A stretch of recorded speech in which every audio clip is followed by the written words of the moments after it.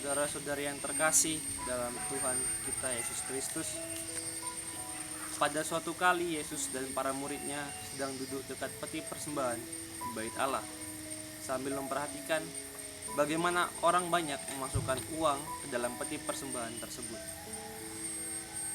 Datanglah banyak orang kaya memberi persembahan dalam jumlah yang besar. Mungkin ada dari orang-orang kaya itu mengangkat tangannya ke atas sebelum memasukkan uangnya ke dalam peti persembahan. Tentunya agar orang-orang lain dapat melihat dan mendengar bunyi gemerincing uang logam persembahannya. Kemudian datanglah seorang janda miskin.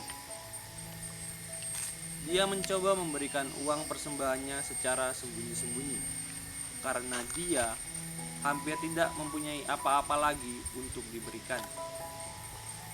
Ia memasukkan 2 keping uang tembaga dengan perlahan-lahan.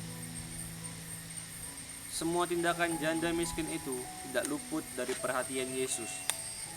Ia ingin agar para muridnya untuk memperhatikan apa yang dilakukan oleh janda miskin itu.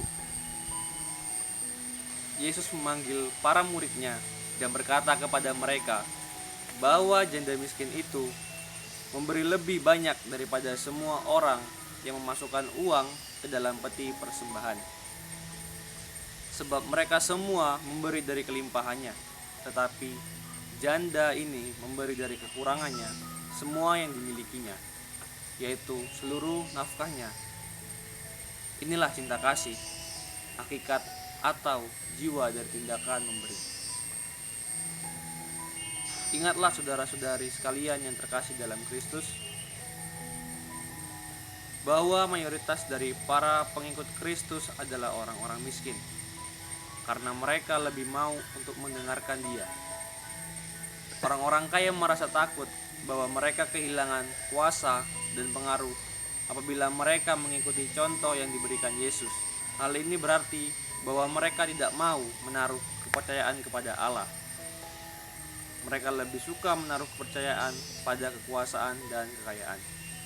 Pengamatan Yesus tentang kemurahan hati sang janda miskin mengingatkan kita bahwa bila mana Dia datang kembali dalam kemuliaan dan duduk sebagai sang hakim, maka faktor penentunya adalah apa saja yang kita lakukan atau tidak lakukan untuk orang-orang di sekeliling kita yang paling hina atau paling membutuhkan bantuan.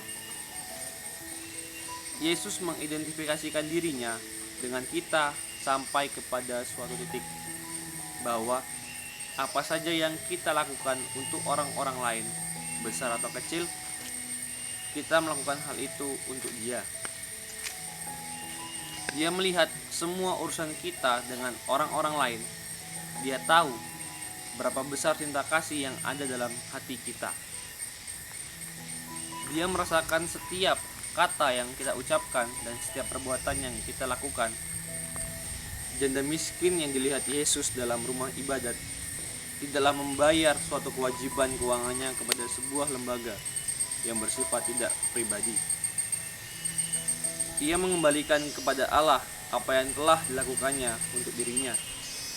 Maka dalam setiap situasi kita pada zaman ini, baiklah kita mengingat bahwa Yesuslah yang kita sentuh, dan kepada diri Yesus pula lah kita dipanggil untuk mengasihi. Mengasihi senantiasa berarti memberi diri kita. Mengasihi berarti memberikan sesuatu dari diri kita sendiri, yaitu perhatian, keprihatinan, waktu, talenta, keterampilan, dan minat kita dalam kebutuhan-kebutuhan orang lain. Tuhan memberkati kita.